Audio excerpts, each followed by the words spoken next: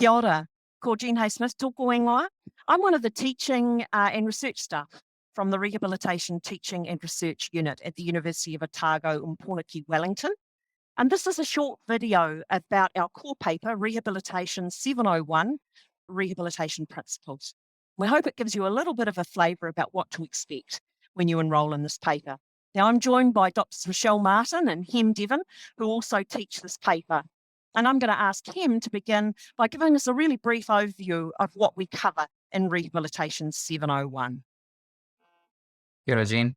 Kia ora koutou, ko Hem toku ingoa. So in 701, we will start with the burning question of what is rehabilitation? And then we will take on in this journey of some of the contemporary theories and frameworks of rehabilitation. And then we will have a revisit and relook at it from a critical perspective. And then we will look at some of the key principles that guides our everyday rehabilitation practice, like person-centered approaches, goal setting, and also we will be looking at it from a lens of equity so that we can improve access, experience, and outcomes, and also from funders and how do they enhance or free a barrier for rehabilitation experience. And more importantly, we'll finish off with how can we work together as collaborative, interprofessional, rehabilitational practitioners. Kia ora. Thanks, Hem. That's great. One of the things I wanted to talk about briefly is how the learning happens in Rehabilitation 701.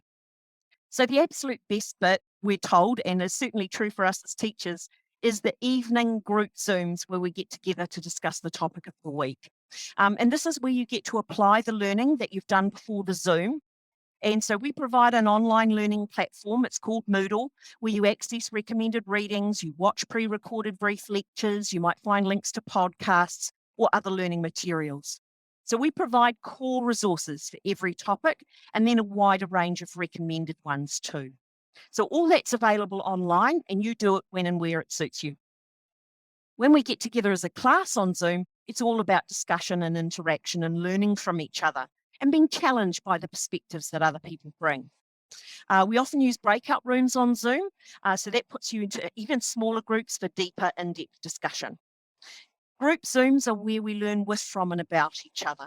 And you'll find the class has people in it from different health professions, people with lived experience of rehabilitation, people working in rehabilitation management, and sometimes advocacy or policy spaces. And it makes for a really fantastic, rich learning environment.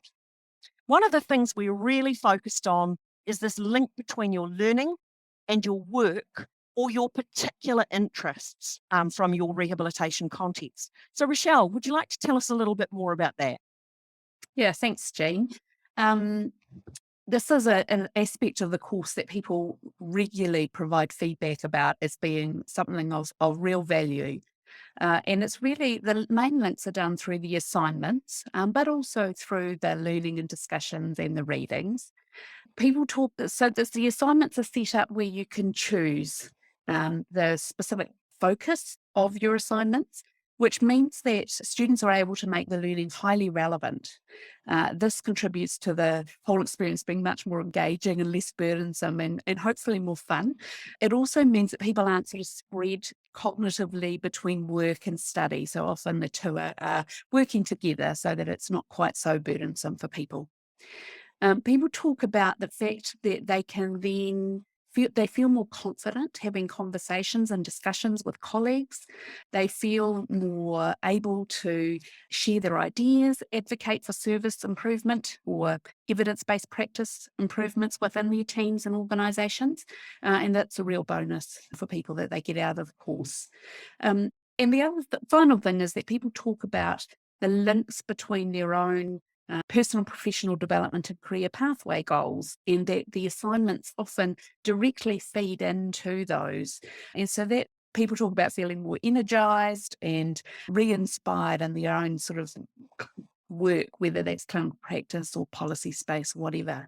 And we know that feeling re-energized is a really good thing.